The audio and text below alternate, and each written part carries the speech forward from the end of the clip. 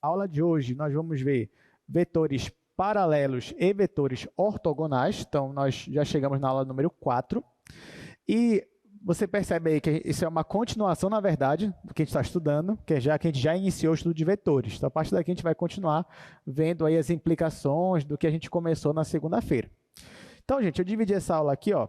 Primeira parte, a gente vai ver ângulo entre vetores. E aqui a gente já vai definir, basicamente, como é que vetores são perpendiculares, como é que os vetores aí são paralelos. Depois eu vou falar brevemente do que é a base canônica. E, por último, a gente vai falar sobre direção e projeção de um vetor. Antes, eu só queria revisar com vocês, porque o último assunto que a gente estudou foi produto interno, ou produto escalar. Então, eu já trouxe aqui de novo a definição. Ó. Então, definição. Se você tem dois vetores, U e V, cada vetor tem as suas coordenadas. O que é o produto interno entre dois vetores? É simplesmente você fazer essa continha aqui, ó. Ou seja, você pegar a x1 multiplicar com x2, tá aqui, ó, faz essa conta. Depois soma y1 vezes y2, depois soma z1 vezes z2. Ou seja, você vai multiplicar em cada coordenada. Você vai pegar a primeira do vetor u e multiplicar com a primeira do vetor v. Depois somar com a segunda de cada um, depois somar com a última de cada um. Então, isso é produto interno.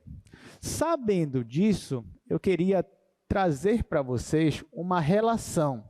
Como é que eu descubro o ângulo entre dois vetores? Então, eu vou aqui para o quadro agora, só para a gente fazer uma pequena demonstração. Então, vou colocar assim, ó, ângulo entre vetores.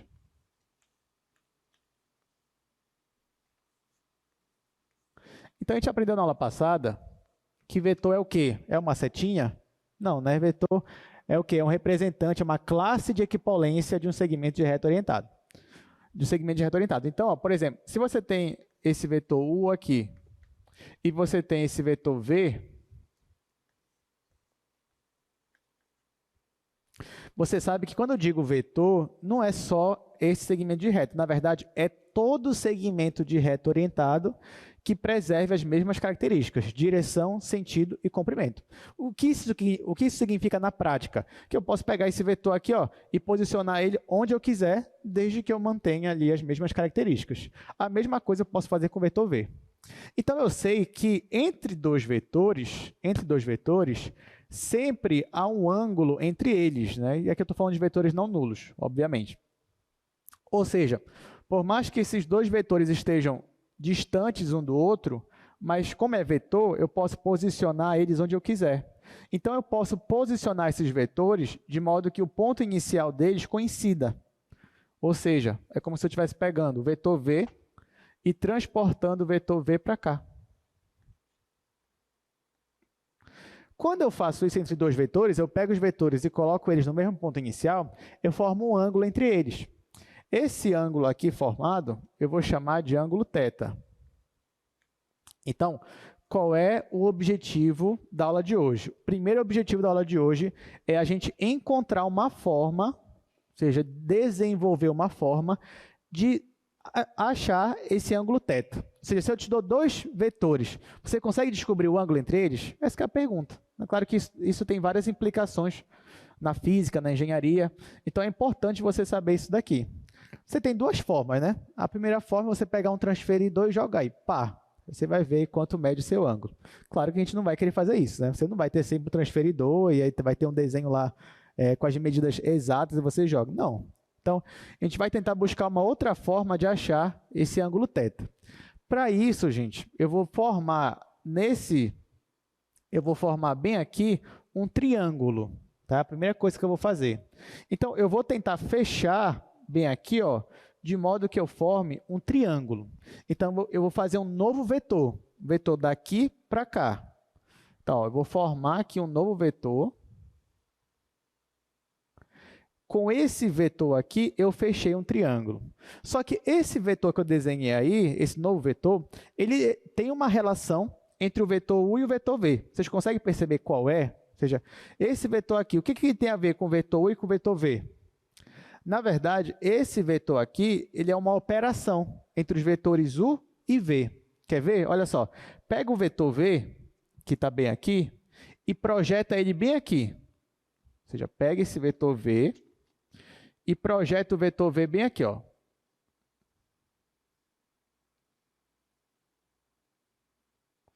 Eu estou colocando tracejado porque o vetor V mesmo estou colocando ele aqui. Mas digamos que eu posicionasse ele para cá. Ia ficar bem aqui.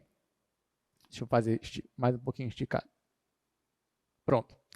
Agora, pega o vetor V, vetor U agora quer dizer, inverte o sentido dele. Ou seja, quando você inverte o sentido de um vetor, você está trabalhando com menos aquele vetor, menos U. Então, quem seria o vetor menos U? É esse mesmo vetor aqui, só que o sentido é daqui para cá. E pega esse vetor menos U e transporta para cá. Ficaria uma coisa assim, ó. Então, esse daqui seria a projeção do vetor V. Esse daqui seria a projeção do vetor menos U. Então, quem é esse vetor aqui que começa aqui e termina aqui? É o vetor V menos U. Então, na verdade, esse vetor aqui, ó, é o vetor V menos U. Tá? Então, na verdade, quando eu fecho esse triângulo aqui, eu fecho com esse vetor. Está aqui, formei o meu triângulo. Então, agora, o que me interessa mesmo não é o vetor em si, não é o sentido. O que me interessa agora, para eu descobrir esse ângulo θ aqui, é só o comprimento de cada lado do triângulo. Então, olha, eu vou desenhar o mesmo triângulo. Note que eu estou olhando para esse triângulo aqui. Eu vou desenhar esse mesmo triângulo aqui embaixo, mas só olhando mesmo para o comprimento do triângulo. Então, esses três vetores, eles formam um triângulo mais ou menos assim. Tá? Eu tentei manter aqui as mesmas medidas, né? Então, esses três vetores formam um triângulo assim, onde bem aqui eu estou chamando de ângulo θ. Gente, quem é a base desse triângulo aqui? Já que eu estou ignorando o sentido, então a base do meu triângulo aqui é a norma do meu vetor V. Sim ou não? Sim, né? Então, aqui, ó, isso daqui é a norma do meu vetor V. Já esse lado aqui é a norma do meu vetor U. Então, vou colocar aqui norma do meu vetor U. E esse outro lado aqui é a norma desse vetor aqui, V menos U. Então, coloco aqui, ó, V menos U. E agora, gente, lembrando que eu sei quem é o meu vetor U, eu sei quem é o meu vetor V, se eu sei quem são esses vetores, então eu sei quem é esse vetor V menos U, eu só quero descobrir o θ. O que eu posso aplicar nesse triângulo aqui para que eu consiga descobrir esse ângulo? Lei dos cossenos, muito bem. Por quê? Porque esse triângulo aqui ele não é um triângulo retângulo. Então, você não podia simplesmente aplicar Pitágoras ou aquelas relações seno e cosseno. Mas você pode aplicar a lei dos cossenos, porque a lei dos cossenos ela serve para todo o triângulo. Então, é ela que eu vou usar. Então, eu venho aqui e aplico. Pela lei dos cossenos. Gostei que vocês me deram uma resposta rápida e empolgada, né? Gostei, é isso mesmo. Então, ó, pela lei dos cossenos, aplicada nesse ângulo aqui, o que ela diz? Bom, já que na lei dos cossenos você escolhe um ângulo para ser o seu ângulo principal, né? No nosso caso é o θ. Então, eu olho para o lado oposto ao ângulo θ, que no caso é essa norma aqui. Então, pela lei dos cossenos vai ficar essa norma ao quadrado. Você vem aqui, ó, V menos U ao quadrado, igual. Aí eu coloco os outros aqui, né? Ou seja, esse lado ao quadrado mais esse lado ao quadrado. Então, até aqui a lei dos cossenos até é parecida com o teorema de Pitágoras, né? Só que não é só isso, né? Obviamente. Aqui vai ficar menos, pela lei dos cossenos, duas vezes o quê? Isso, duas vezes a norma de U vezes a norma de V. Deixa eu melhorar esse 2 aqui. Duas vezes a norma de U vezes a norma de V, vezes o quê? O cosseno do ângulo, ou seja, o cosseno de θ. Então, aqui que aparece aí o nosso cosseno, né? Muito bem, e agora, o que eu posso fazer aqui? Bom, nós aprendemos, na segunda-feira, algumas propriedades que envolvem a norma e o produto escalar, ou produto interno. Então, eu vou aplicar essas propriedades. Uma das propriedades que a gente viu aqui em sala, que inclusive eu demonstrei, é que a norma de um vetor ao quadrado é igual ao quê? Assim, quando eu digo igual ao quê, tem a ver com o produto escalar. Vocês lembram? Isso mesmo. Então, a norma ao quadrado de um vetor é igual ao produto escalar do vetor com ele mesmo. Então, eu vou aplicar essa propriedade aqui, ó, nesse vetor. Então, ó, eu tenho a norma deste vetor aqui ao quadrado. Mas nós aprendemos na aula passada que a norma de um vetor ao quadrado é igual ao produto escalar deste vetor com ele mesmo. Então, eu vou usar essa propriedade. Então, esse lado esquerdo vai ficar assim. Vai ficar produto escalar desse vetor. Quem é o vetor? V menos U. Então, vai ficar V menos U, produto escalar com ele mesmo, que é V menos U. Tá? Então, aqui eu só apliquei a nossa propriedade. Aqui, gente, eu vou repetir tudo que já está, não vou mudar nada. Então, deixar assim, igual a norma de U ao quadrado mais norma de V ao quadrado menos 2 vezes norma de U, norma de V, cosseno θ. Muito bem, então, eu já apliquei aquela propriedade. Essa propriedade, se não me engano, é a propriedade número 4. Agora, que outra propriedade eu posso usar aqui? Eu posso usar a propriedade distributiva, que a gente também viu na aula passada. A gente não demonstrou, mas a gente viu. Mas as demonstrações, inclusive, estão nas notas de aula. Então, aqui eu vou aplicar a propriedade distributiva. O que é a propriedade distributiva? Eu vou pegar o vetor V, e fazer produto escalar com esse aqui. Depois eu vou pegar esse mesmo vetor e fazer produto escalar com esse daqui. E depois eu vou fazer a mesma coisa. Eu vou pegar esse vetor aqui, escalar com esse, depois fazer esse, escalar com esse. Então, quando eu faço V com esse daqui, vai ficar V escalar V. Então, vou escrever aqui, V escalar V. Depois vai ficar V escalar menos U. Tá? V escalar menos U. Só que, como é um menos é uma constante, eu posso tirar ela do produto escalar, posso deixar ela do lado de fora. Isso também é outra propriedade que a gente viu. Então, quando eu faço V escalar menos U, é a mesma coisa que menos V escalar U. Então, a única coisa que eu fiz foi já tirar o menos que estava aqui no U, coloquei aqui para fora. Fiz isso daqui. Agora, eu vou pegar menos U e fazer escalar com V. Então, vai ficar menos U, escalar com V. Por último, vai ficar menos U escalar menos U. Eu pego esse menos com esse menos aqui, jogo lá para frente, aí se multiplicam, vai ficar mais.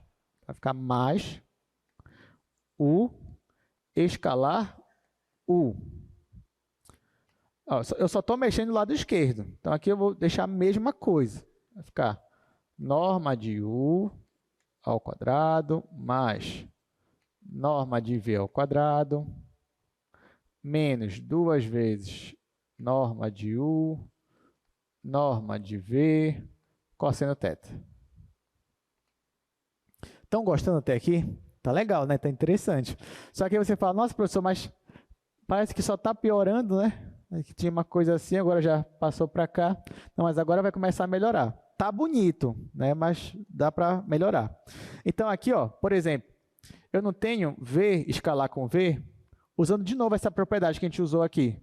V escalar com V não é a norma de V ao quadrado? Então, vou aplicar isso daqui. A mesma coisa para cá, ó. U escalar com U é a norma de U ao quadrado. Eu vou continuar aqui, tá, gente? Que não tem mais espaço aí.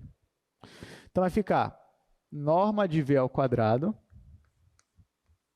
Ah, bem aqui, ó. Eu posso, aqui eu tenho menos isso e menos isso. Então, posso ficar menos 2 isso? Posso, mas tem um detalhe, tá? Por que que eu posso? Porque também existe a propriedade comutativa no produto interno.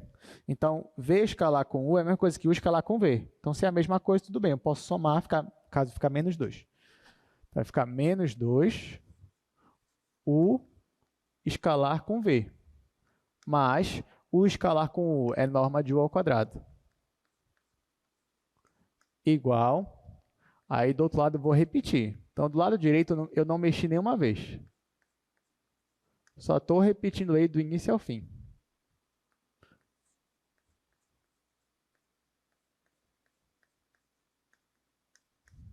Tá, aí agora, o que dá para fazer? Dos dois lados, ó, eu tenho norma de U ao quadrado e norma de U ao quadrado. Então, se cancela. E aí começa, ó, cancelar esse com esse. Dos dois lados, eu também tenho norma de V ao quadrado e norma de V ao quadrado.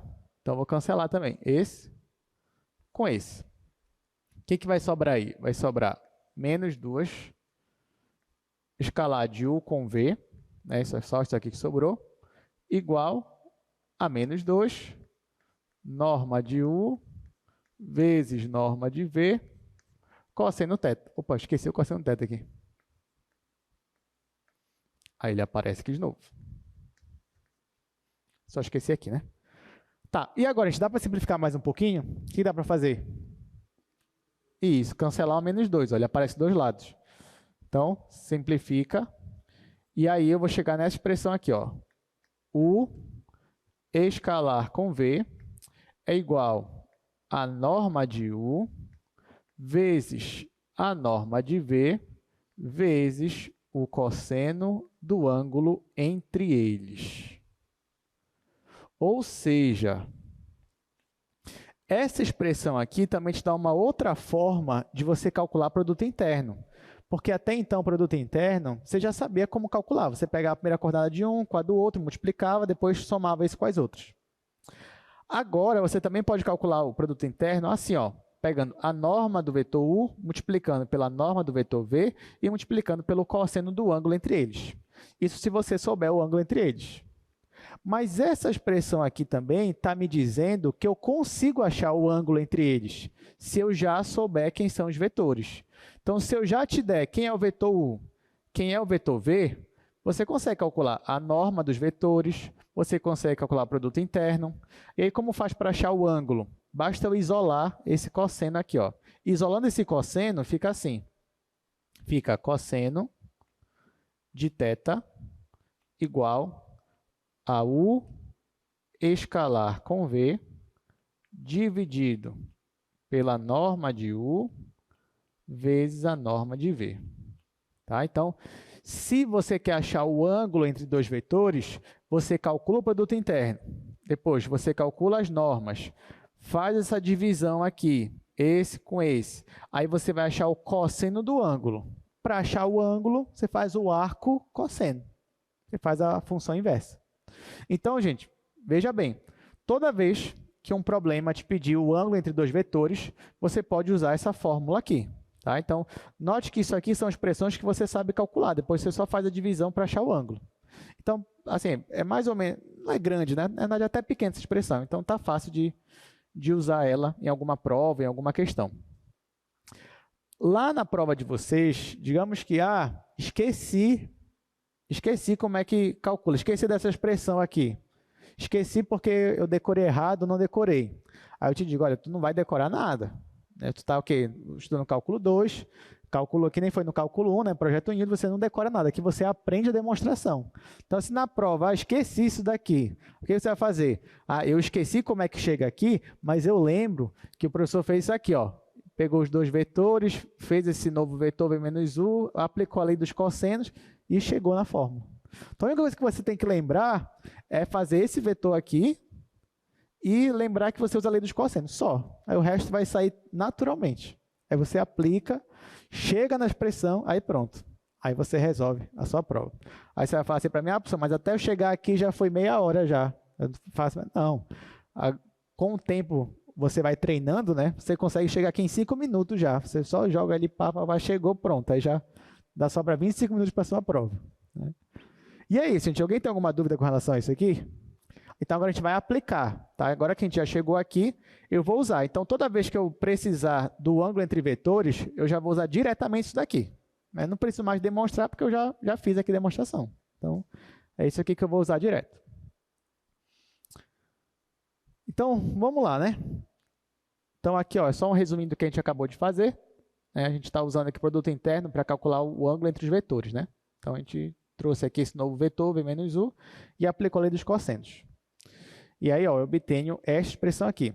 Lembrando, gente, que U e V eu estou considerando vetores não nulos, tá? Então, já que é não nulo, eu consigo dividir pela norma. Mas, inclusive, daqui a pouco eu vou comentar um pouco mais sobre isso. Por enquanto, bora logo resolver esses exercícios aqui, ó. Exercício número 1 e exercício número 2. Então, nos dois, eu só quero calcular o ângulo entre os vetores, só isso.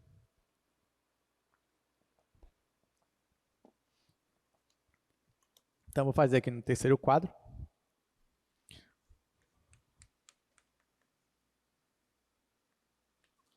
Então, exercício número 1.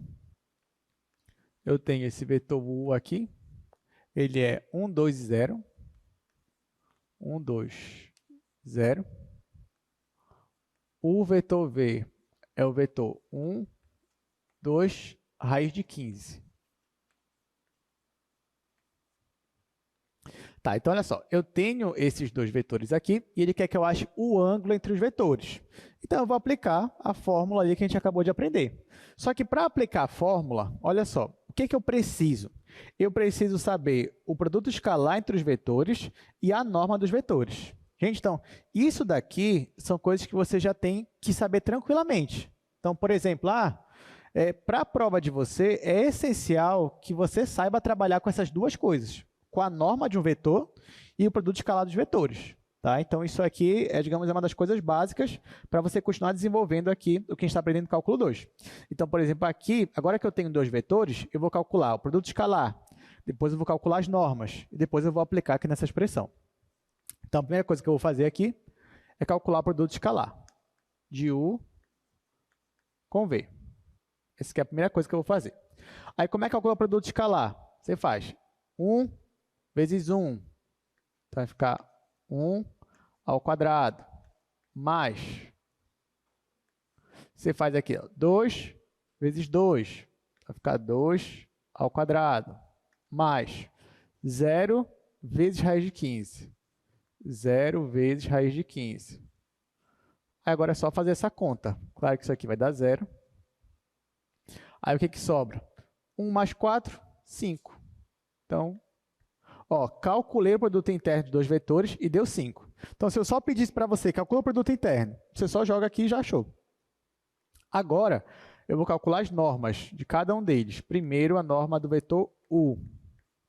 Aí, como é que calcula a norma? Lembrando, vai ser raiz quadrada de 1 ao quadrado mais 2 ao quadrado mais 0 ao quadrado. Fazendo essa conta aqui, vai dar 5, só que tem a raiz. Então, vai ficar raiz de 5. Então, essa é a norma de U. Agora, eu vou calcular a norma do vetor V. Aí, eu vou aplicar de novo. Raiz quadrada. Aí, aqui vai ser 1 ao quadrado. Aí, eu jogo aqui. 1 ao quadrado mais 2 ao quadrado mais raiz de 15 ao quadrado. Depois, eu vou tirar a raiz. Aqui dá 1, aqui dá 4, 1 mais 4, 5. Aqui, raiz de 15 ao quadrado, vai ficar 15. Então, 5 mais 15, 20. Então, isso aqui vai ficar raiz de 20. E agora? Agora que eu tenho os três elementos, eu vou jogar na expressão. Então, eu quero o ângulo. Então, eu já sei que o cosseno do ângulo entre eles vai ser o produto escalar, que é 5, dividido pelo produto das normas, ou seja, raiz de 5 vezes raiz de 20. Então, eu coloco aqui, raiz de 5 vezes raiz de 20. Gente, uma observação importante. No semestre passado, eu passei uma prova onde uma das questões era justamente essa. Encontre o ângulo entre dois vetores. Quando chegou nessa parte aqui, assim, a pessoa ela fez tudo, né? Ela fez o produto interno, ela calculou as normas, ela jogou na expressão. Só que quando ela jogou na expressão, ela olhou para cá, por exemplo, esse exemplo aqui. Aí ela fala, nossa, cosseno de θ igual a 5 sobre raiz de 5 vezes raiz de 20. Aí o que ela pensava? Fala, esse ângulo aqui, ele não é notável, né? Porque quais são os cossenos que eu conheço? Cosseno de meio, cosseno de θ igual a meio, cosseno de θ igual a raiz de 2 sobre 2, cosseno de θ igual a raiz de 3 sobre 2. Esses eu conheço. Esse aqui eu não conheço. Aí ela parava aqui. Alguns diziam assim, o θ é o arco cosseno desse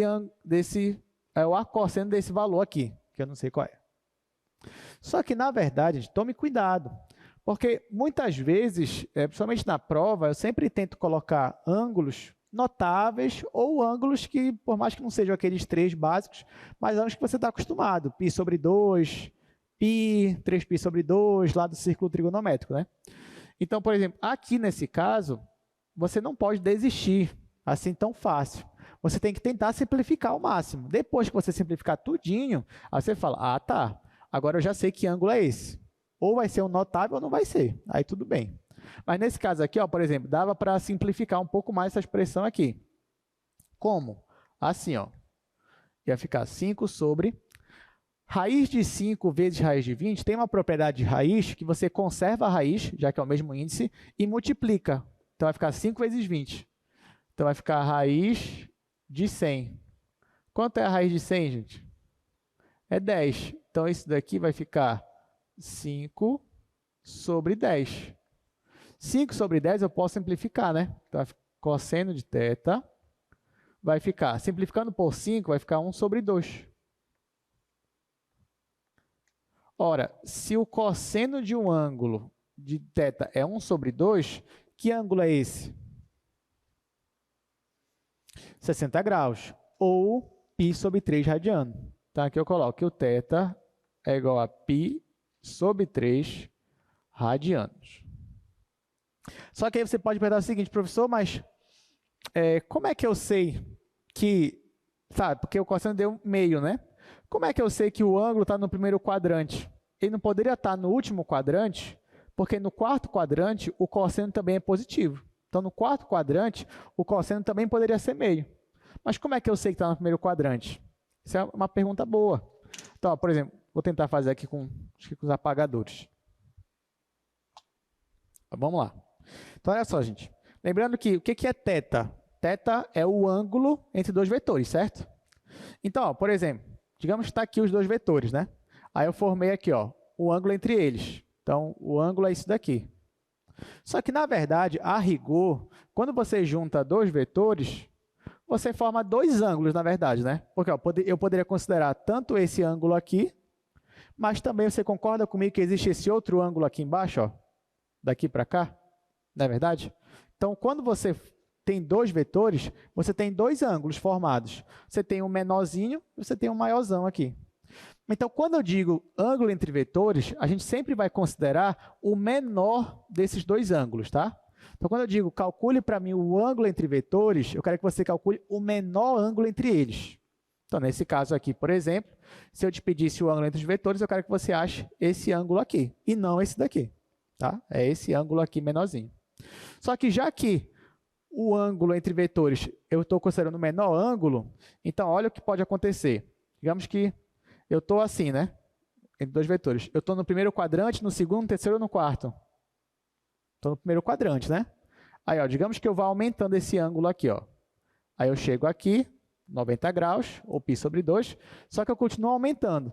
Ó, a partir de agora, esse ângulo entre os dois vetores está em qual quadrante? Primeiro ou segundo? Segundo. Então, ó, digamos que eu continue aumentando, até que eu cheguei bem aqui, ó. Qual é o ângulo entre os vetores agora? É π, ou 180 graus. Se eu aumentar mais um pouquinho, ó, fazer assim, quem é o menor ângulo agora? É o de cima ou é o de baixo? É o de baixo. Então, eu voltei o quê? Para o segundo quadrante. Então, por isso que ângulo entre vetores sempre vai estar ou no primeiro ou no segundo quadrante. Ele não vai estar no terceiro ou no quarto. Porque a partir do momento que eu cheguei no terceiro, já não é mais o menor ângulo, né? O menor ângulo já virou o outro aqui de baixo. Entenderam esse detalhe, gente? Então, pronto. Então, toda vez que você estiver na dúvida de qual é o ângulo, então qual é o quadrante, aí nesse caso aqui você fala, bom, tá, esse ângulo aqui é o do primeiro quadrante, porque θ é o menor ângulo entre os vetores. Então, é assim que a gente vai considerar. Vamos lá, então, segunda questão. Aliás, antes de eu fazer a segunda questão, digamos que você fale assim, tá, professor, eu peguei, calculei, usei a fórmula e tudo mais, mas teria como eu visualizar isso daí também? Porque uma coisa é eu calcular assim, né? Numericamente, cheguei aqui no valor, acabou. E outra coisa é você visualizar geometricamente. Então, se você quiser, por mais que na questão não pede para a gente poderia também desenhar esses vetores para enxergar mais ou menos como é esse ângulo θ, que agora a gente já sabe o valor dele. Então, digamos que você desenhasse esses vetores aí. Vamos desenhar eles aqui, ó. Tentar fazer nesse espacinho aqui. Então, vou fazer aqui o espaço, ou seja, vou fazer aqui os três eixos. Então, aqui eu tenho eixo x, aqui eu tenho eixo y e aqui eu tenho eixo z. Aí, eu vou desenhar esses dois vetores no meu espaço. Vou desenhar o vetor u e vou desenhar o vetor v. O meu vetor u é o vetor que sai da origem e chega nesse meu ponto aqui. Qual é o ponto? É o ponto 1 em x, 2 em y, 0 em z. Então, eu venho aqui no meu eixo x, ó, o eixo x está para cá. Aí, eu vou marcar o ponto 1. Então, digamos que o 1 esteja bem aqui. Só um exemplo. 1 está aqui. Em y, eu vou marcar o ponto 2. Então, bora dizer que aqui é 1, aqui é o 2. Aí, eu vou marcar esse pontinho aqui. Vou marcar o ponto 1, 2. Aí, pronto. Cheguei nesse pontinho bem aqui. Agora, eu vou ver o z. Só que o meu z, nesse caso, já é 0. Então, se o z é 0, a altura é 0, quer dizer que eu já estou no chão. Então, eu paro aqui mesmo. Ó, porque se z fosse positivo, esse pontinho ia subir. Se z fosse negativo, esse pontinho aqui ia descer. Mas o z é 0. Então, esse pontinho vai ficar aqui mesmo, vai ficar no chão, lá no plano xy. Então, esse daqui já é o ponto que eu queria achar. É o ponto 1, 2 e 0 em z. Então, agora, para fazer o meu vetor, basta eu desenhar um vetor saindo da origem e chegando nesse ponto aqui. Então, essa setinha aqui que eu estou fazendo é o meu vetor u. Tá? Então, essa setinha aqui é o meu vetor u. Agora, eu vou fazer o meu vetor v. Só fazer mais forte aqui. Pronto. Agora, eu vou fazer o meu vetor v. O meu vetor v, ó, eu vou aproveitar que em x ele é 1, já está 1 aqui. Em y ele é 2, já está o 2 aqui. Só que a altura dele é raiz de 15. Raiz de 15 é próximo de raiz de 16. Raiz de 16 é 4. Então, eu vou fazer 4 unidades aqui no z. Então, vamos lá. Vamos dizer que aqui é 1, aqui é o 2, aqui é o 3. Então, vai ser mais ou menos aqui o ponto que a gente quer achar. Esse pontinho aqui. Então, ó, esse ponto aqui eu vou subir com ele. Ou seja, eu vou fazer uma linha aqui paralela ao eixo z. E daqui eu também vou fazer uma linha paralela, só que paralela a esse vetor aqui, né? Já que o meu v é 1 em x, 2 em y. Então, vou fazer uma linha paralela com esse vetor aqui. Vai ficar mais ou menos assim. Então, ó, essas linhas vão se encontrar bem aqui nesse ponto. Então, quem é o meu vetor v? É um ponto que sai da origem, é um vetor que sai da origem e chega nesse ponto aqui. Aí eu vou desenhar ele aqui.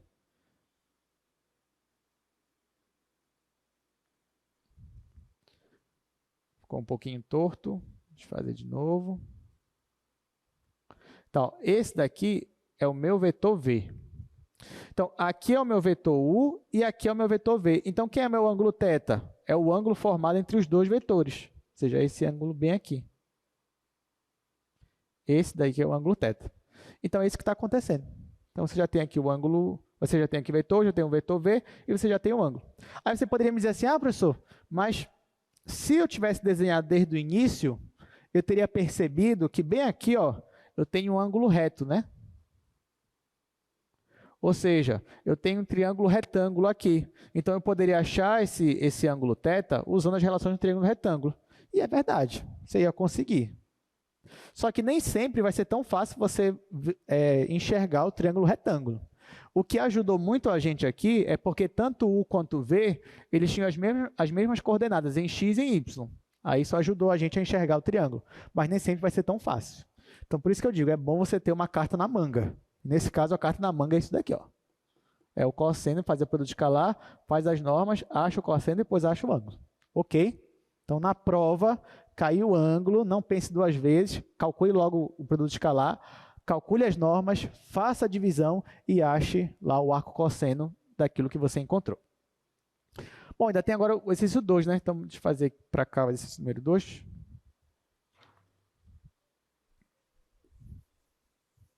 Bora para o slide só para eu lembrar aí dos valores. Nesse caso, eu tenho dois vetores aí no plano cartesiano mesmo, né? No R2.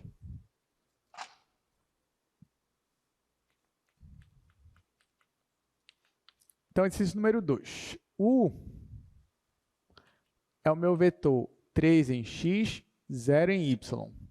Já o meu vetor v é o vetor 3 e 3. E agora, de novo, ele quer saber o ângulo entre os vetores. Então, eu vou fazer a mesma coisa. Produto escalar, normas, depois fazer a divisão. Então, nesse caso aqui, o produto escalar de U com V vai ser 3 vezes 3, 3 ao quadrado, mais 0 vezes 3, que aqui vai dar 0. Então, isso aqui vai dar 9 mais 0, 9. Segundo, vou calcular a norma do meu vetor U. A norma do meu vetor U vai ser igual a raiz quadrada de 3 ao quadrado mais 0 ao quadrado. Então, aqui ó, vai ficar 9 mais 0, que é 9. Vai ficar raiz de 9 é 3. Então, a norma do meu vetor U é 3. E agora eu vou calcular a norma do meu vetor V, que vai ser raiz quadrada, só que agora vai ser 3 ao quadrado mais 3 ao quadrado. Então, você coloca aqui 3 ao quadrado mais 3 ao quadrado. Isso vai te dar 9 mais 9, 9 mais 9 é 18. Então, isso aqui é igual a raiz de 18. Só para adiantar, né, eu podia melhorar isso daqui, ó. Eu podia racionalizar, né, o fatoral 18, mas 18 é a mesma coisa que 2 vezes 9. Sim ou não? 2 vezes 9 é 18. Então, isso aqui é a mesma coisa que raiz de 2 vezes raiz de 9. Quanto é a raiz de 9? 3. Então, isso aqui é a mesma coisa que 3 vezes raiz de 2. Tá? Então, pronto. Calculei aqui, calculei aqui, calculei aqui. Agora, eu vou usar a minha expressão. Então, o cosseno do ângulo θ vai ser igual ao produto escalar entre eles, que é 9. Eu vou colocar o 9 aqui, dividido pela norma de U, que é 3, está aqui o 3, vezes a norma de V, que é 3 raiz de 2. 3 raiz de 2. Aí aqui, eu posso simplificar o 9 com 3 vezes 3, porque é 9 também. Vai ficar 1 sobre raiz de 2. Aí eu vou racionalizar, só para ficar mais fácil a gente enxergar. Vou multiplicar em cima e embaixo pela raiz de 2. Então, ó, o meu θ vai ser igual ao arco cosseno de quem? Aqui em cima vai ficar só a raiz de 2. E aqui embaixo vai ficar raiz de 2 vezes raiz de 2, que é 2. Então, qual é o arco cosseno de raiz de 2 sobre 2? Π sobre 4, ou 45 graus. Ah, pessoal, quando eu falo em graus, eu falo em radiano. Quando eu falo em radiano, eu falo... É só para lembrar os dois, né? Mas não, a gente vai falar principalmente em radiano mesmo. Então, ó, o θ é π sobre 4 radianos. Tá? É o arco cosseno desse meu valor aqui. E aí finalizamos pelo menos essa parte aí de calcular o ângulo entre dois vetores. Agora, antes da gente continuar, eu queria só fazer uma observação aqui com vocês. Vou usar esse quadro aqui mesmo.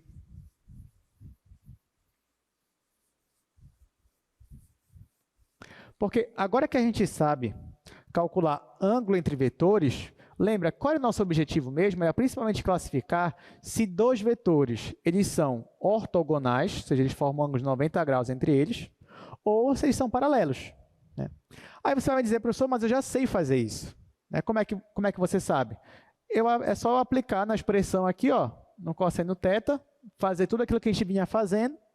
Se chegar bem aqui, o arco cosseno foi igual a 0, né? Ou seja, se o cosseno de θ dá 0, isso significa o quê? Significa que o ângulo é π sobre 2.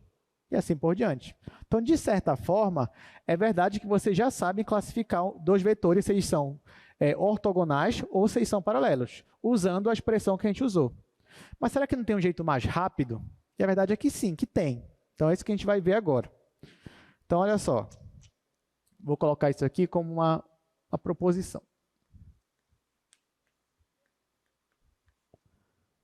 Ah, só que antes da proposição, eu precisava comentar com vocês algumas coisas aqui, tá? Vou comentar logo primeiro.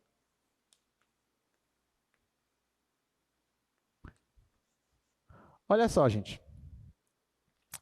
Você já sabe o que é a norma de um vetor. Então, como é que você caracteriza a norma de um vetor? Digamos que você tem aqui um vetor. Esse vetor, ele é um vetor x, y, z.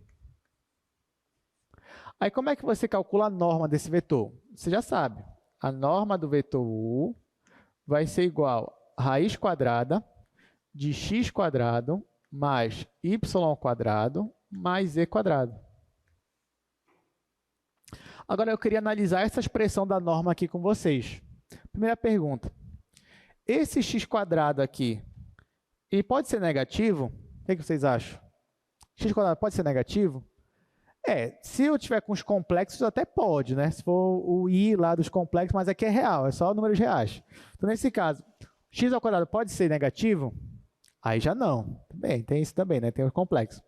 Então, ó, isso aqui nunca vai ser negativo. Vai ser sempre, isso aqui é sempre não negativo.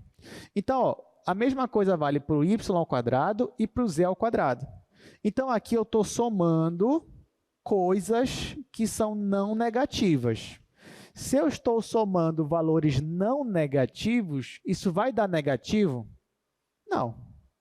Ou seja, essa soma aqui todinha, ela é não negativa. Se você tira a raiz quadrada, ela vai virar negativa?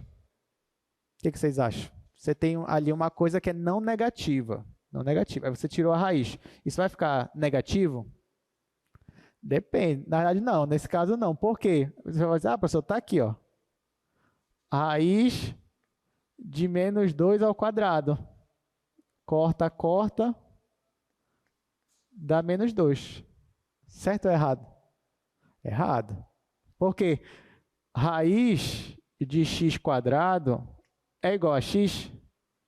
Não, né? É o quê? Módulo de x. Então, a mesma coisa aqui. Raiz de menos 2 ao quadrado vai ser módulo de menos 2, que vai dar 2. Tá? Ou seja, se você tem algo não negativo e você tira a raiz, isso vai continuar não negativo. Então, eu falei tudo isso só para dizer que essa expressão aqui ela vai ser sempre maior ou igual que zero. Só que essa expressão aqui é a expressão da norma de um vetor. Então, eu estou falando para você que a norma de um vetor é sempre não negativa. O que faz sentido, porque norma de vetor não é tamanho de vetor. Você já viu você medir um tamanho do negativo? Não. Você já viu você medir a altura de alguém dá negativo? Não. Dá de 0 até algum valor. Então, ó, norma aqui para a gente é não negativa. Agora eu pergunto para vocês, quando eu digo não negativa, quer dizer que ou ela pode ser positiva ou ela pode ser nula. Ela pode ser 0. Aí eu te pergunto, quando é que a norma de um vetor vai dar 0? Já que a norma é isso daqui. Só existe uma possibilidade. Quando é? Quando? Pois é, estiver na origem, tá certo. Mas na origem, o que acontece na origem? Quais são os pontos? 0, 0, 0.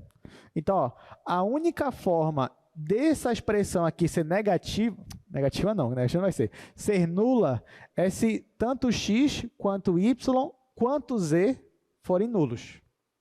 Se x, y e z são nulos, quer dizer que o seu vetor é o vetor nulo, já é o vetor onde todas as coordenadas são iguais a zero. Então, o que eu quero dizer com isso também, com essa observação, é que toda norma de vetor é maior ou igual que zero. E outra, a norma de um vetor, ela vai ser igual a zero se e somente se esse vetor, obrigatoriamente, for o vetor nulo. Ou seja, todos os componentes dele forem iguais a zero. Então, se o seu vetor é nulo, a norma vai ser zero. Se o seu vetor não for nulo, a norma não vai ser zero. Ah, professor, mas eu tenho um vetor que é 0, 0 e 1. Vai ser zero? Não. Ah, mas x e y são zero, mas z não é. Então, só vai ser zero se todas as coordenadas forem zero. Tá? Tudo bem até aqui? Lá na matemática, quando você vai estudar um pouquinho, matemática um pouco mais avançada, na verdade, quando você vai dizer o que é uma norma, você já começa definindo norma com algumas propriedades. E uma delas é essa daqui. Né? Para alguma coisa ser uma norma, uma dos pré-requisitos é que ela obedeça isso daqui. Essa coisa tem que ser sempre maior ou igual que zero, e essa coisa tem que ser zero somente se o seu vetor lá for já o vetor nulo, o vetor que você está considerando o espaço vetorial, o vetor nulo. Enfim, por que eu estou falando isso? Já vão entender por quê. Porque agora sim eu vou fazer a minha proposição. Qual é a minha proposição? Vamos considerar aqui, ó, o e V, vetores não nulos, tá?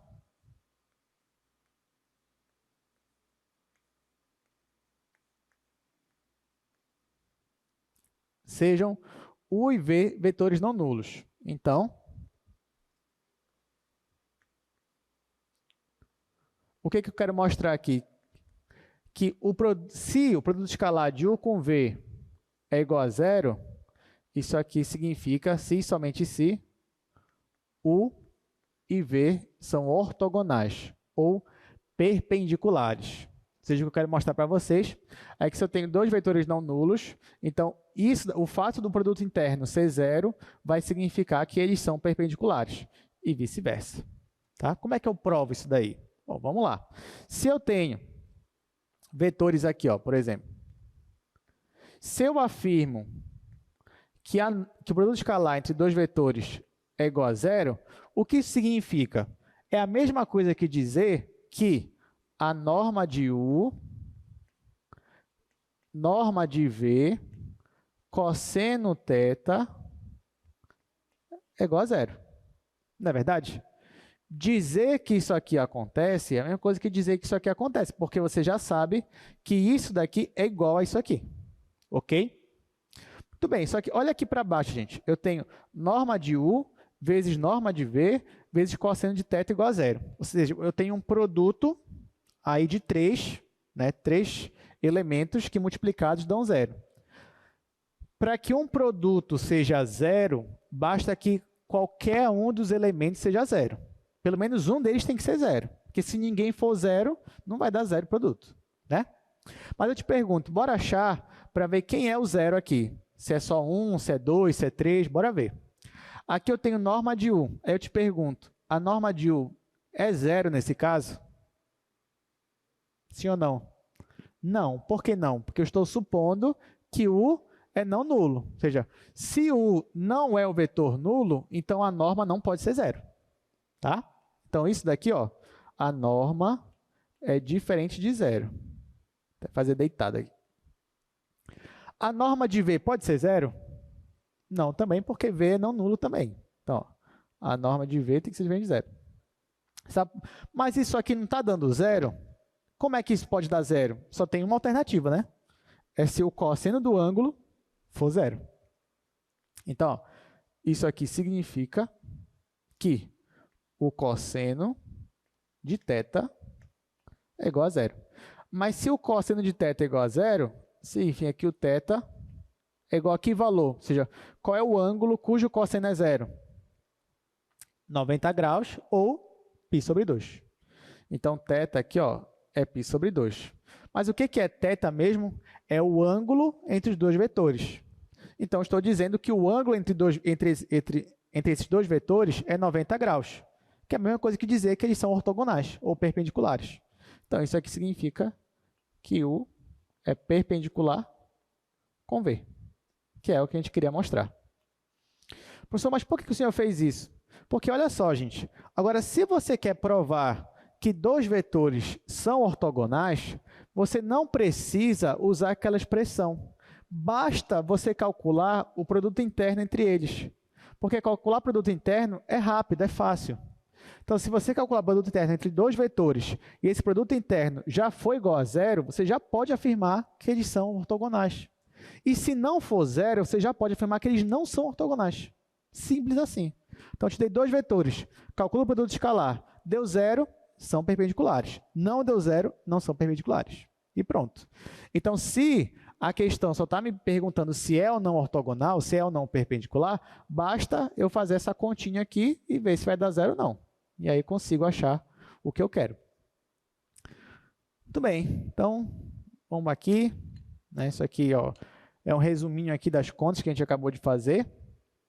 Se eu tenho dois vetores não nulos e o produto interno deles, entre eles dá zero, então eu vou achar que os dois eles são perpendiculares.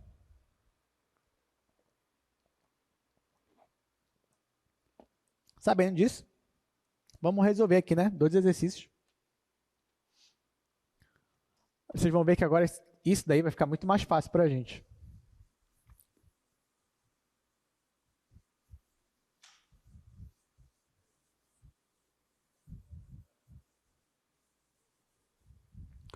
Só anotar aqui esses valores.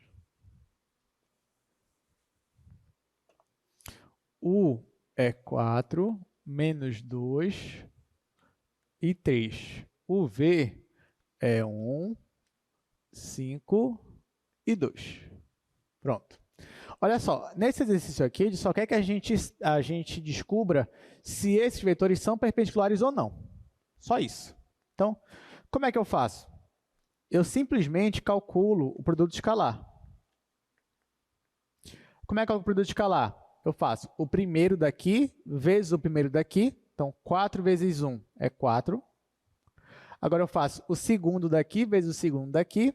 Menos 2 vezes 5 é menos 10. Por último, eu faço o último com o último. 3 vezes 2, 6. Aí eu faço a conta. 4 mais 6 é 10, menos 10, 0. O produto interno deu 0. Eles são perpendiculares, sim ou não? Sim. Então, resposta, sim. Eles são perpendiculares. Acabou.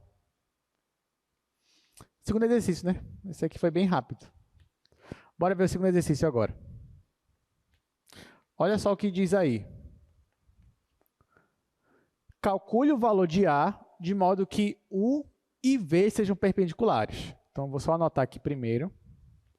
Nesse caso, o meu vetor U é o vetor 5 e menos 3. Já o meu vetor V é o meu vetor A, 2. Olha só, gente, esse aqui é um pouquinho diferente do exercício, né?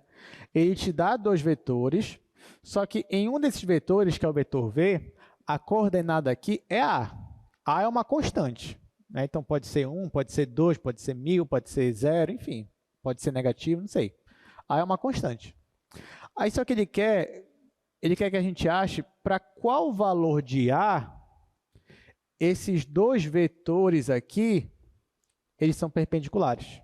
Porque, claro, dependendo do valor de A, o seu vetor está mudando de direção.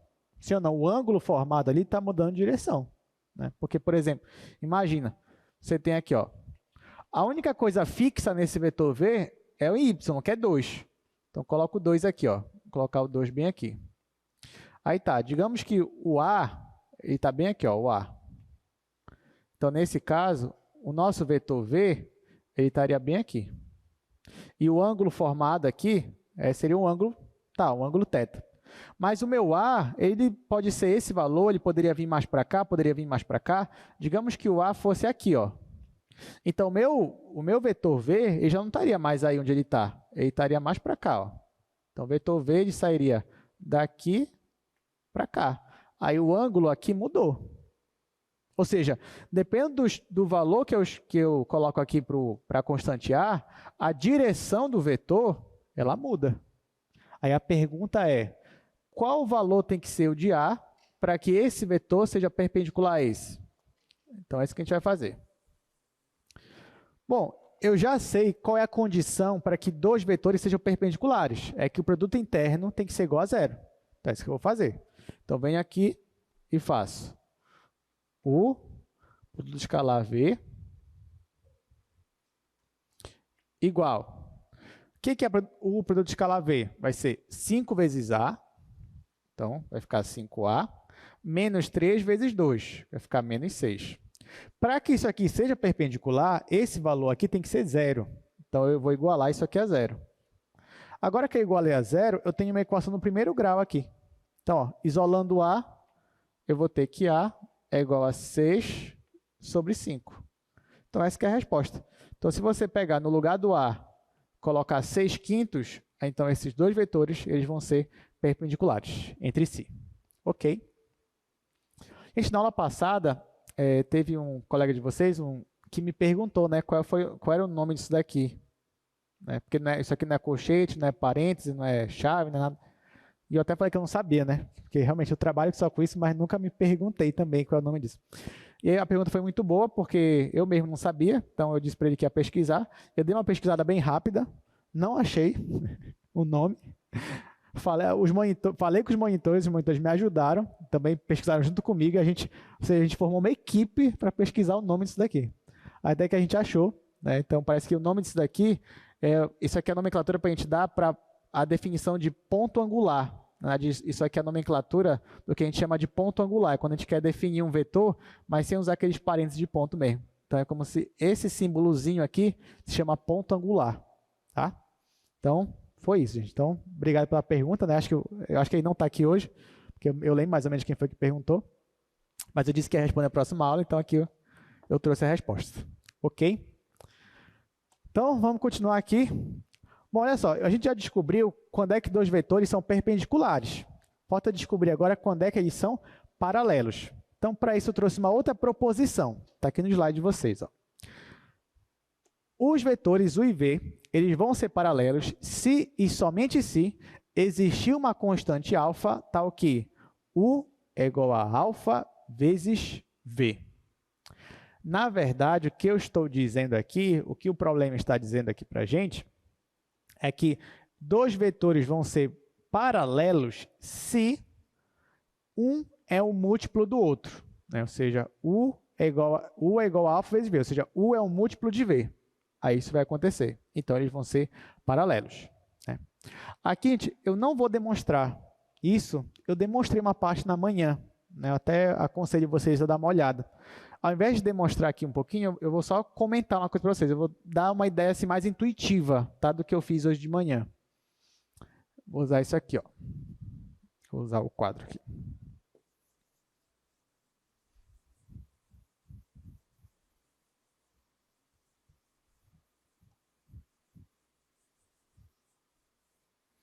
Isso aqui é só uma observação.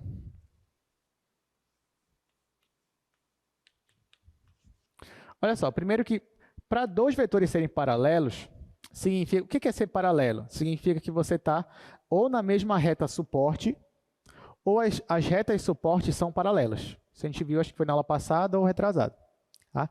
Então, só que vetor você pode posicionar onde você quiser. Então, se eles não estão na mesma reta suporte ainda, você pode colocar eles na mesma reta suporte. Então, por exemplo, eu tenho esse vetor aqui, U, e eu tenho esse vetor aqui, V. Aí, eu quero saber se eles são paralelos. Né? Então, o que eu vou fazer? Eu vou posicionar eles na mesma reta suporte, né? Ó, porque a reta suporte, digamos que ela está bem aqui. Aí, o que eu vou fazer? Eu vou pegar esse vetor V e eu vou posicionar ele, ó, o ponto inicial dele, eu vou juntar com o ponto inicial do vetor U e eu vou ver o que vai acontecer. Nesse caso, se eles forem paralelos, vai acontecer isso daqui. Ó. O meu Vzinho vai ficar bem aqui. Ou seja, nesse caso aqui, nessa situação em que eles são paralelos, eu te pergunto, qual é o ângulo formado entre eles dois, depois que eu juntei eles aqui? É zero.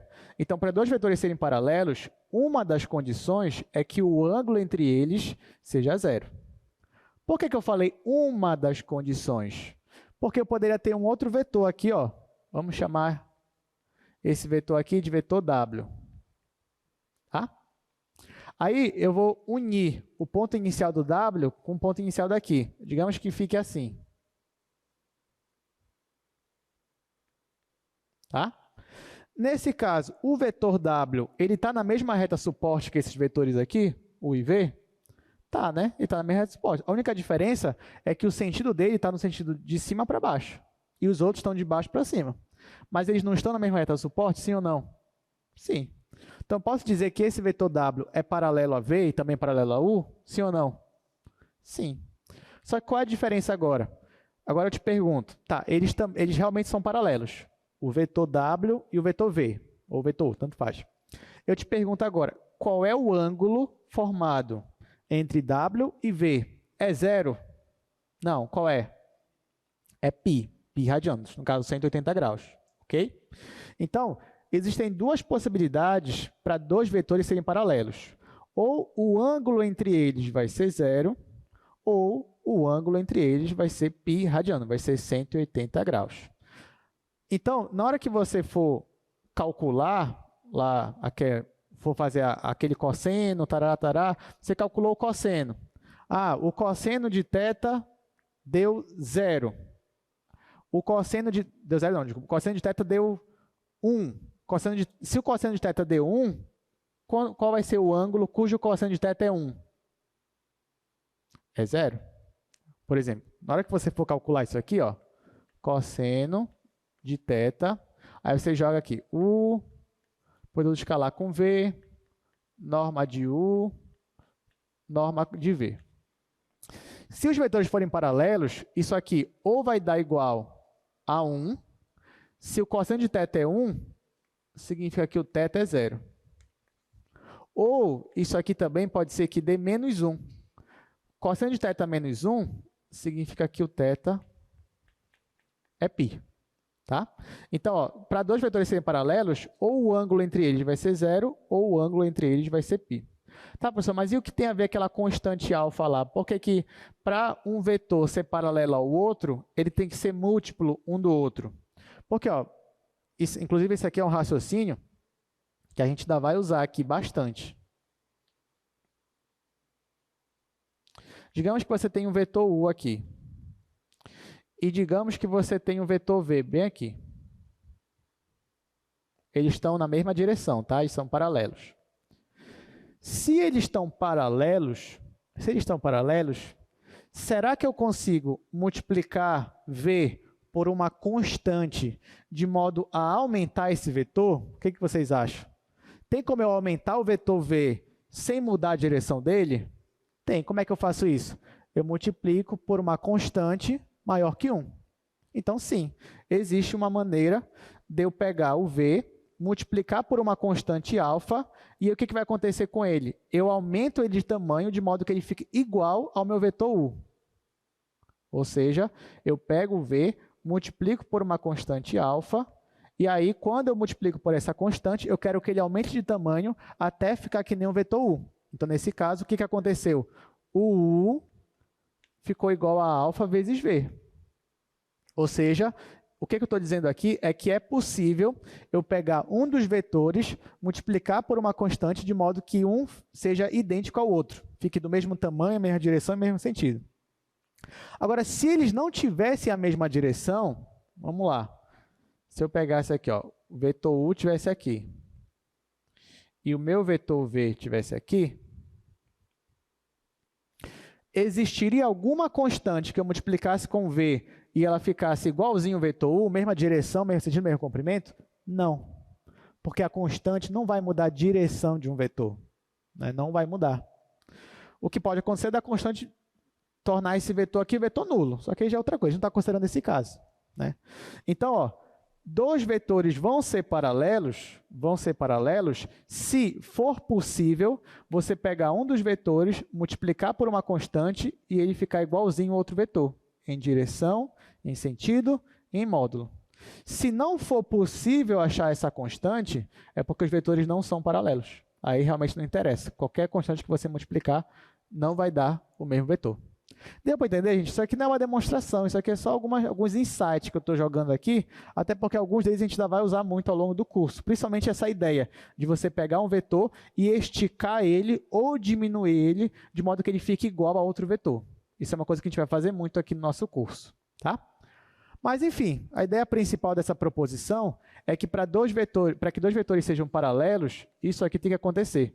Um tem que ser igual ao múltiplo do outro. Ou se você também pode olhar para isso daqui e pensar, existe uma constante de modo que eu multiplico o meu vetor V e ele fica igual ao vetor U, em direção, módulo e sentido. Bom, então é isso. Mais uma vez, eu demonstrei uma parte disso de manhã, como eu já falei, então você também pode dar uma olhada na aula da manhã. Então, agora que a gente sabe disso, a gente vai dar aqui alguns exemplos. Ó. Por exemplo, esses vetores aqui, ó, olha o vetor U e o vetor V. Aqui o vetor 1 é 1 e 4, e o vetor V é 3 e 12. Aí eu te pergunto, será que existe alguma constante que eu multiplique o vetor 1 e ele fique idêntico ao vetor V? O que vocês acham? Sim, que já está até aqui, né? A constante 3. Porque, ó, se você multiplica U vezes 3, vai ficar 3 vezes 1, 3. 3 vezes 4, 12. Então, por isso, eu posso afirmar que esses dois vetores eles são paralelos. Um é o múltiplo do outro. Olha aqui agora, esses dois vetores aqui. U e V.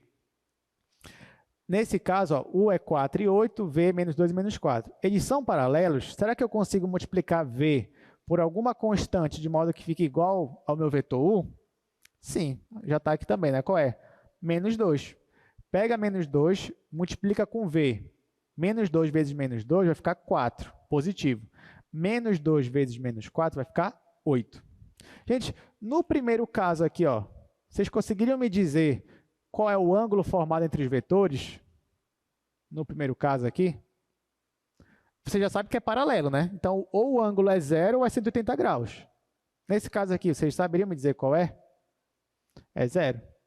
Por quê? Porque os dois estão no mesmo quadrante, ó. É tudo positivo aqui, então estão no primeiro quadrante. Agora, esse segundo exemplo aqui, eles são paralelos, você já sabe por quê, né? Você tem aqui, ó, uma multiplicidade.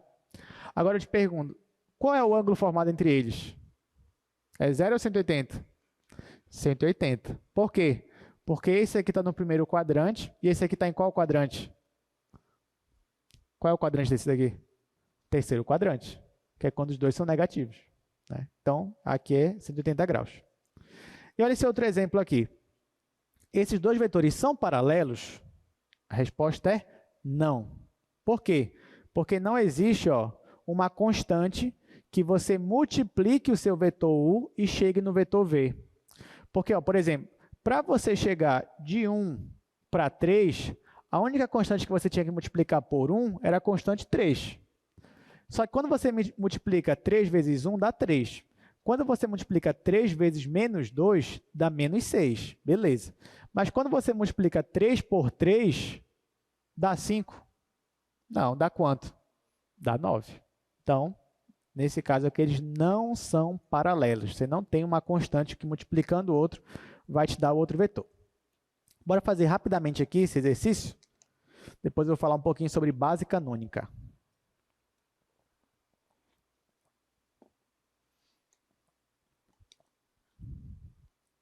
Então, deixa eu fazer aqui ainda no quadro 1, já que isso aqui só foi alguma observação mesmo.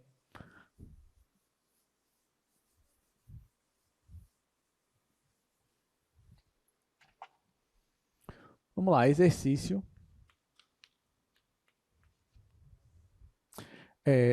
Vetor U.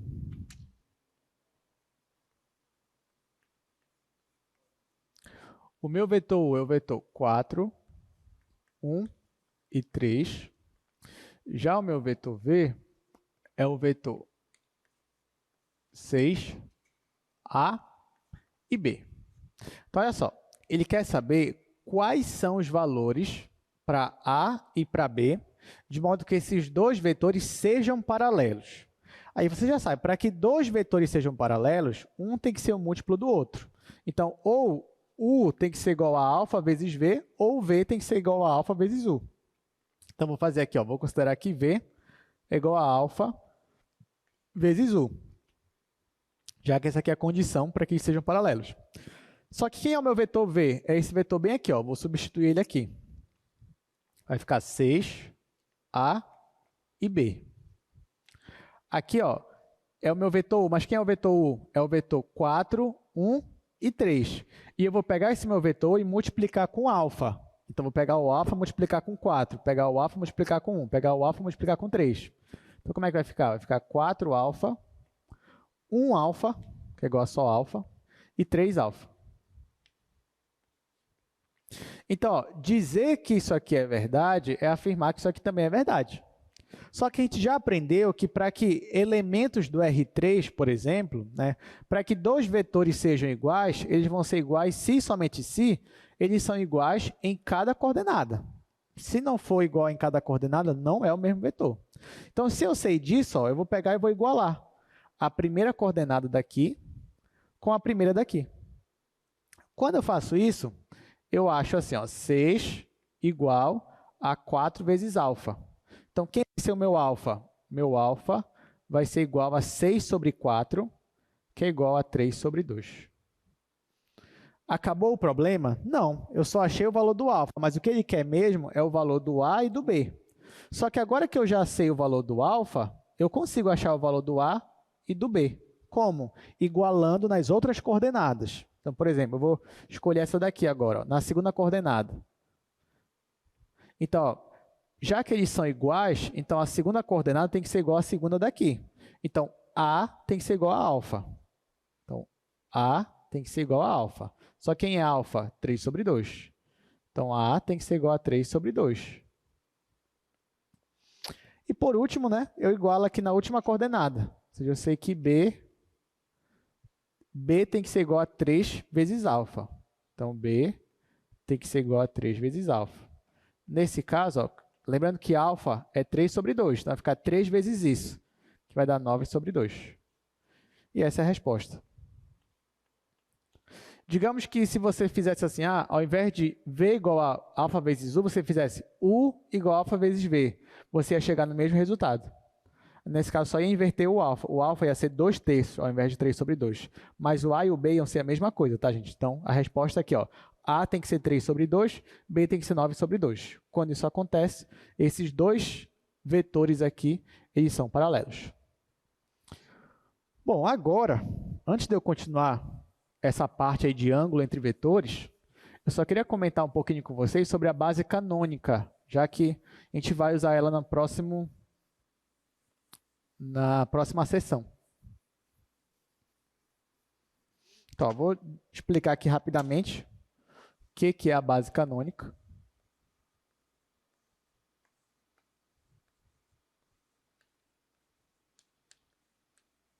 Então, olha só, digamos que você tem aqui um vetor U, e o seu vetor U é o vetor XY. Bora dizer que a gente está no R2 por enquanto, mas serve também para o R3. Então, ó, digamos que você tem um vetor U, seu vetor U é esse vetor XY. Aí eu vou fazer alguns ajustes, na verdade eu vou fazer algumas manipulações, mas eu não vou mexer, o vetor U ainda é o mesmo. Por exemplo, vocês concordam comigo que isso daqui é a mesma coisa que eu escrevi assim, ó, x0 mais 0y. Tá certo isso daí? Sim ou não? Tá, né? Ó, porque isso daqui, por que isso aqui é a mesma coisa que isso daqui? Porque isso aqui é uma soma de vetores. Então, eu somaria x mais 0, x. 0 mais y, y. Então, eu não mudei o meu vetor, ainda é o mesmo vetor. Eu só desmembrei ele em 2. Agora, eu te pergunto, esse x que aparece aqui, só o x, tá? Só o x. Ignora o resto. Só o x que está aqui dentro. Ele é um vetor ou ele é um escalar? O que você acha? É um escalar.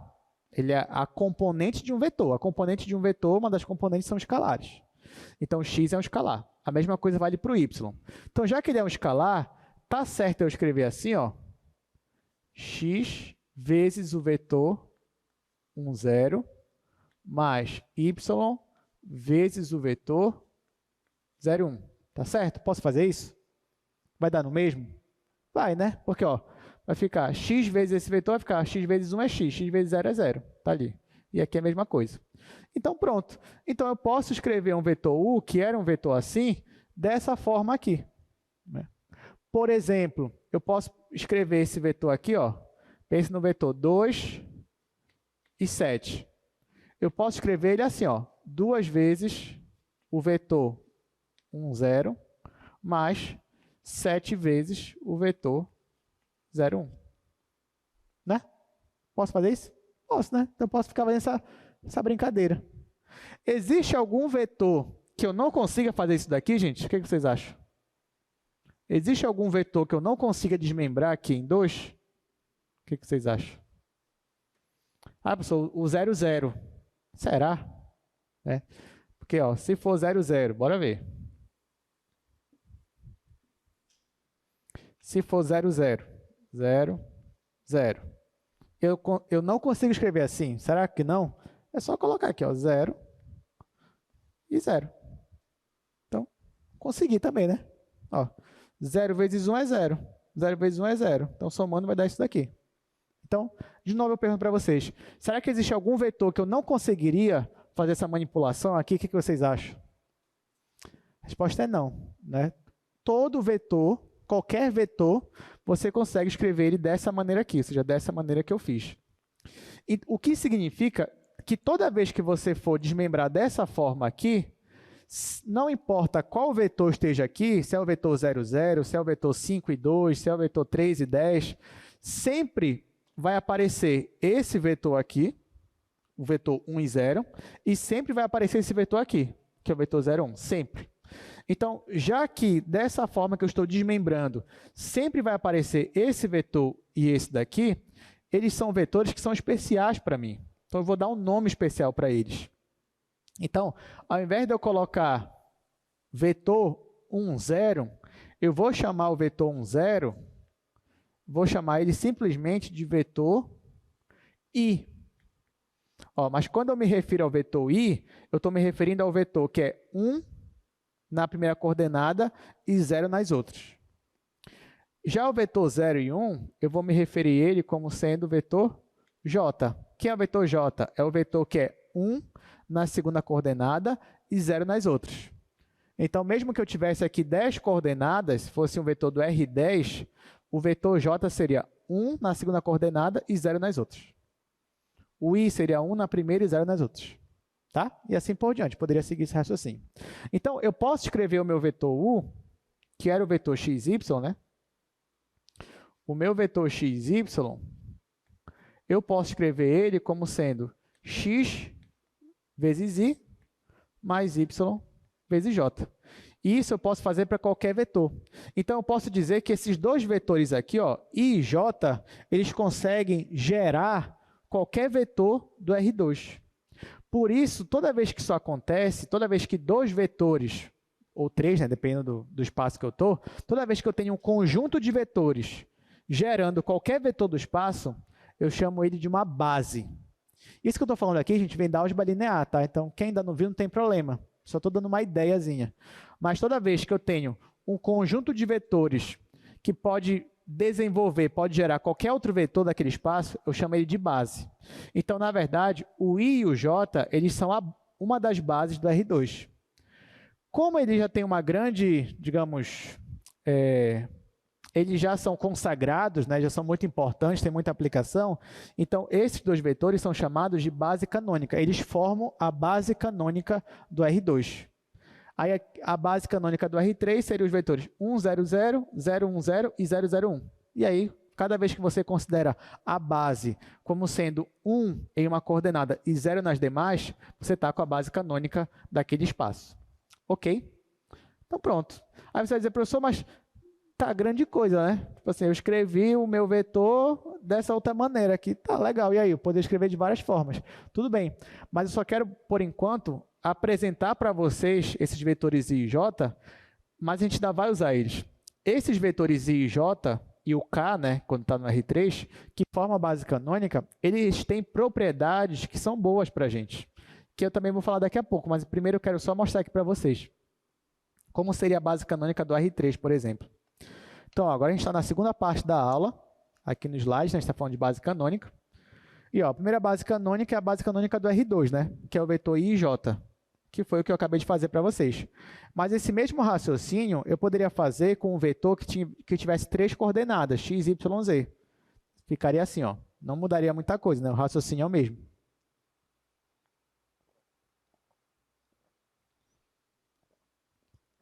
Então, nesse caso aqui, gente, ó, os vetores I, J e K são a base canônica, só que agora de um vetor de 3 coordenadas. Né? O I é 1, 0, 0, o J é 0, 1, 0 e o K é o 0, 0, 1. Então, ó, bora ver se vocês aprenderam mesmo. Exemplo 1.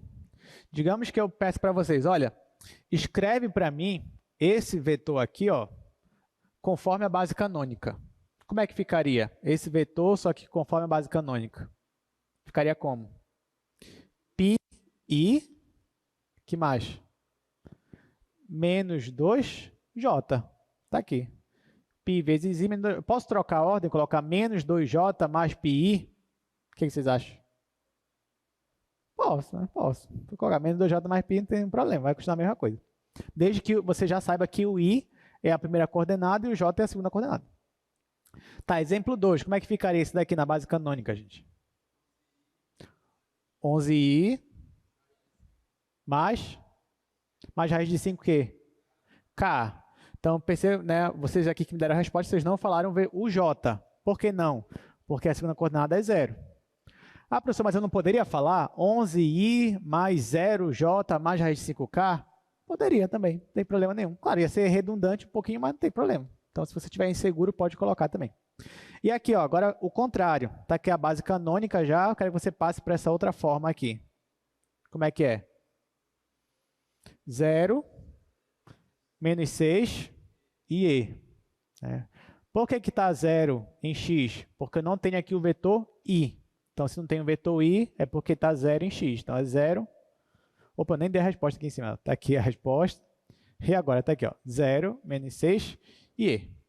Então, bem simples, né? Então, quando você vê algo escrito assim, ó, isso aqui ainda é um vetor, tá? Então, isso daqui, ó, na base, só que está escrito na base canônica, mas isso daqui é igual a isso daqui, é a mesma coisa. Então, às vezes, na verdade, muitas vezes, a gente vai ver vetores dessa forma aqui.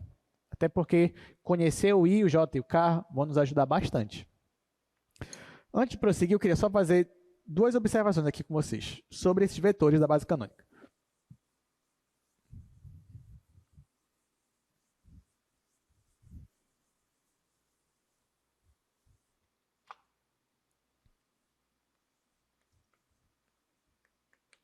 Primeira coisa, primeira observação.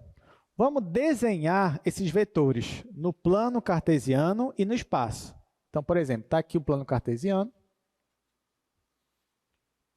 Aqui é x, aqui é y. Aí eu peço para você, olha, desenha para mim os dois vetores da base canônica aí. O i, que é 1 e 0, e o j, que é 0 e 1. Né? Então, o que você faria aqui nesse caso? Você olhava aqui, encontrava o ponto 1 e 0, ou seja, 1 em x, 0 em y. Bora dizer que 1 está bem aqui. Então, quem seria o vetor i? Seria o vetor que sai da origem e chega nesse ponto. Que ponto é esse? É o ponto 1 em x, 0 em y. Então, daqui para cá, você teria o seu vetor i. O j é a mesma coisa, só que o j é 0 em x e 1 em y. Então, você marcaria o ponto 0 em 1. 0 em x, bora dizer que 1 está bem aqui. 1 em y. Então, o seu vetor j, ele seria de baixo para cima. Esse aqui é o seu vetor j. Então, ó, você concorda comigo que, na verdade, o vetor i é o vetor que tem a mesma direção do eixo x, certo ou errado? E o vetor j é o vetor que tem a mesma direção do eixo y. Né? Então, está aqui claro que não tem só eles, né? Tem vários vetores que eu poderia colocar aqui também na mesma direção do eixo x. Bastava eu zerar aqui a segunda componente. Ok, e no espaço? No espaço seria a mesma coisa. Só que no espaço você vai ter x, y e z. No espaço, o seu vetor i é o vetor 1, 0, 0. O seu vetor j é o vetor 0, 1, 0. E o seu vetor k é o vetor 0, 0, 1. Então, para você encontrar o vetor i aqui, ele vai ser 1 em x e 0 nos outros dois. Então, digamos que 1 é bem aqui. Então, o seu vetor i ele aparecer bem aqui. Esse é o seu vetor i. O vetor j, ele é 1 em y e 0 nos outros. Então, ele apareceria mais ou menos aqui. Já o vetor k é 1 em z e 0 nos outros. Então, o vetor k apareceria mais ou menos por aqui. Tá? Entenderam, gente, onde é que eles aparecem aí no plano e no espaço? Uma segunda observação, que vai ser útil para a gente também, tem a ver com a norma e o produto escalar deles. Então, ó, vamos calcular aqui rapidamente a norma do vetor i. A norma do vetor i, e tanto faz se o i está no R2 ou no R3, porque já que o resto é 0, como é que vai ficar a norma dele? Vai ficar 1 ao quadrado mais, aí o resto vai dar tudo, ó, 0 ao quadrado. 0 ao quadrado é 0. Então, no final, ó, a norma do i vai ficar só isso daqui. Raiz de 1 ao quadrado, que é igual a 1. Ou seja, a norma do vetor i deu 1, que significa que o i ele é um vetor o quê? Unitário. Claro que o mesmo vai acontecer com o j e com o k. A norma de j também vai ser 1, a norma de k também vai ser 1. Ou seja, os vetores da base canônica são vetores unitários, o que vai nos ajudar também a resolver alguns problemas e a resolver alguns exercícios. Então, como eu comentei, eu poderia pegar vários vetores que têm como reta suporte o eixo x. Poderia pegar vários vetores, mas eu prefiro pegar os da base canônica. Por quê? Porque os da base canônica são vetores unitários. Então, isso vai me ajudar. Outra observação interessante é quando você pega, por exemplo, um vetor U, tá, isso aqui é outra coisa já.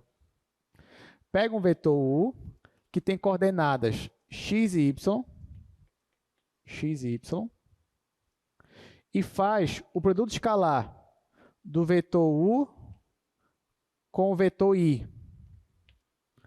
O que acontece quando você faz produto escalar de U com I? Quem é o I? Não é o vetor 1 e 0? Então, vai ficar x vezes 1, que é x, mais y vezes 0, que é 0.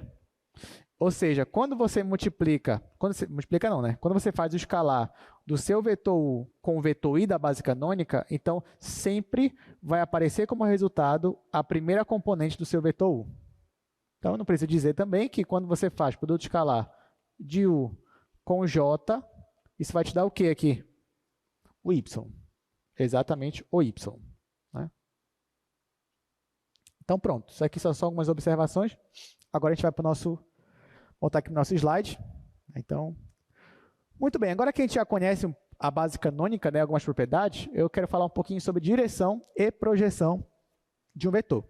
A gente só tem 10 minutos, né, já vai acabar a aula, mas eu queria pelo menos comentar um pouquinho de direção. A parte de projeção a gente pode deixar para a próxima aula, tá bom? Então, vamos lá, vamos falar um pouco de direção. Gente, o que é direção de um vetor? Lembrando que se você tem um vetor, por exemplo, que ele está totalmente deitado, a direção é horizontal. Se você tem um vetor que está totalmente em pé, a direção é vertical. Mas nem sempre ele vai estar assim. Então, muitas vezes, você vai ter que dizer a direção de um vetor conforme o ângulo que ele forma, ou com eixo x, que é o caso aqui, ó, ou com eixo y. Então, às vezes, para eu te falar a direção de um vetor, eu vou te falar assim, esse vetor ele forma 30 graus com eixo x. Aí você já vai saber a direção dele. Né? Basta você fazer uma reta que tenha 30 graus com eixo x. Essa é a direção do seu vetor. Ou então posso te falar assim, o vetor que eu estou te falando, ele forma 20 graus, ou então π sobre 4 radianos com eixo y. Aí você já está sabendo a direção do seu vetor. Basta você fazer ali uma angulação com eixo y de π sobre 4 radiano, faz uma reta ali que é a direção do seu vetor. Mas aí, a pergunta é, como eu consigo achar esse ângulo θ, por exemplo, que o meu vetor U ele forma com o eixo x? Ou como é que eu poderia achar também o outro ângulo aqui, que eu posso chamar de ângulo alfa, que é o ângulo que o meu vetor U ele forma com o eixo y? Como é que eu posso fazer isso? Bom, a gente passou a aula inteira hoje aqui fazendo isso, achando o ângulo entre vetores. Então, eu vou aplicar isso daí, o que a gente já aprendeu hoje. Tá lembrando, qual é o meu objetivo aí? É achar a direção de um vetor, ou seja, é achar o ângulo que ele forma com os eixos. Nesse caso aí, com o eixo x e com o eixo y. Então, aqui, estou falando de direção.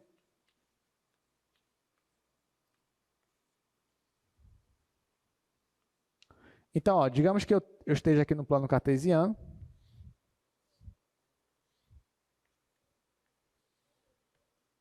Aqui é x, y. Digamos que eu tenho um vetor U. O meu vetor U vai ser um vetor que tem coordenadas x0 e y0, tá? x0 e y0. Então, digamos que o x0 está aqui. Digamos que o y0 está aqui.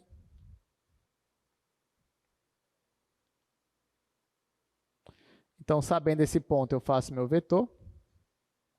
Esse aqui, então, é o meu vetor U. Então, olha só, gente. O meu objetivo aqui vai ser achar o ângulo que esse vetor forma com o eixo x ou também o ângulo que ele forma com o eixo y. O ângulo que ele forma com o eixo x, eu vou chamar de ângulo θ. O ângulo que ele forma, deixa eu pegar outra cor aqui, com o eixo y, eu vou chamar de alfa. Ora, a gente aprendeu hoje que para você achar ângulo entre vetores, um ângulo, você precisa de dois vetores. Só que aqui eu só te dei um vetor, que é o vetor U. Então, eu preciso de um outro vetor que esteja exatamente em cima do eixo x. Esse vetor você já sabe qual eu vou escolher, que é o meu vetor I. Então, venho aqui, ó, coloco aqui o meu vetor I, digamos que ele está por aqui.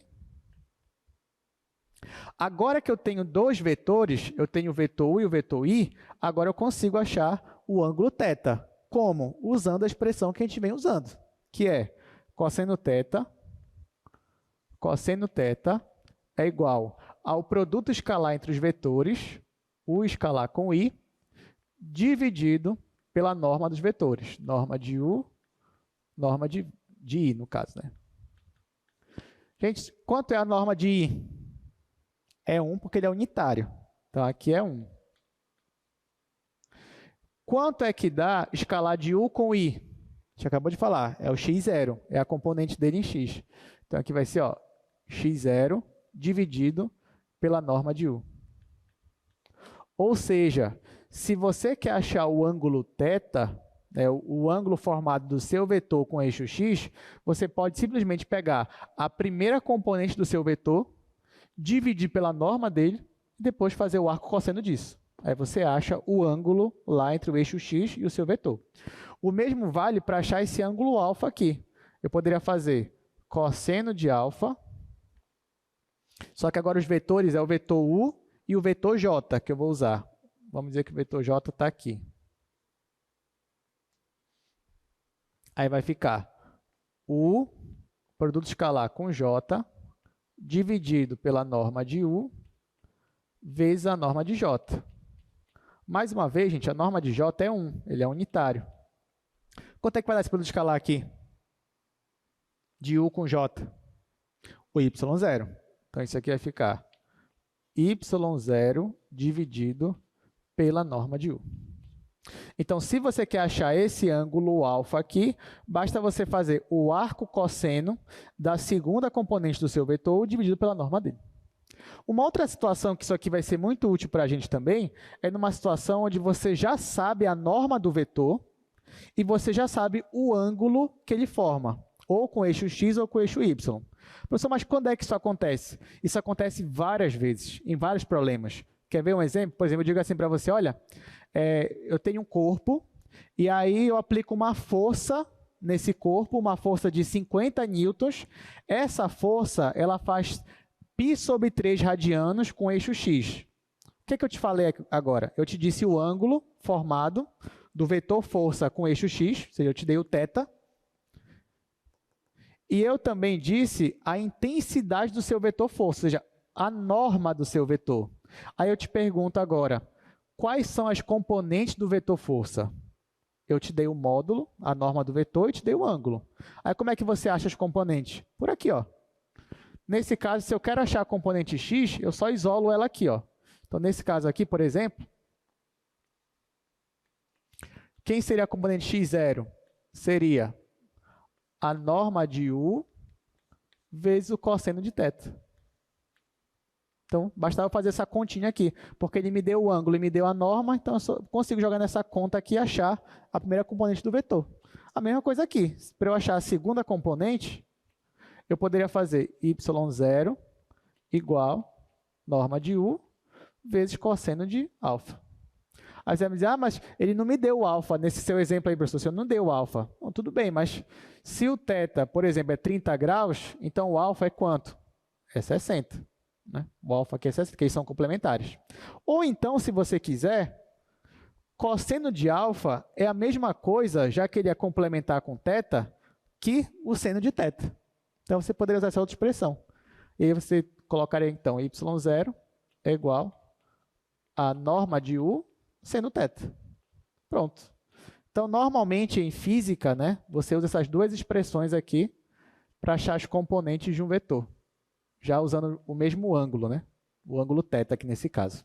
Mas nada impediria de você usar o alfa também, por meio dessa expressão que a gente acabou de ver. Tudo bem, então a aula já está acabando, né?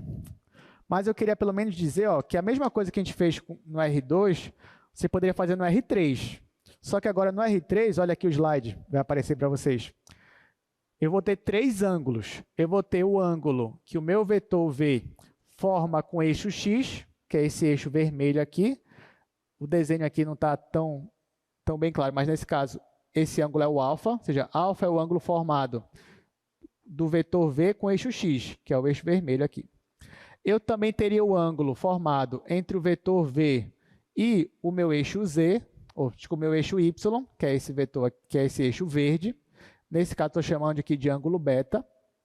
E eu teria o ângulo formado também do meu vetor V com o meu eixo Z, que é esse eixo azul aqui, que seria o ângulo lambda, que eu estou chamando aqui. E aí eu usaria a mesma coisa que eu usei aí, e você já imagina aí o que vai dar, né, em cada uma dessas situações. Então é isso. Então, na próxima aula eu vou falar um pouquinho, ó, sobre, a gente vai começar falando sobre projeção de um vetor. Aí, então eu vou comentar um pouquinho com vocês e a gente vai começar a partir daí. Então é isso, obrigado pela presença de vocês, boa monitoria na sexta-feira e a gente vai se ver na semana que vem. Até mais.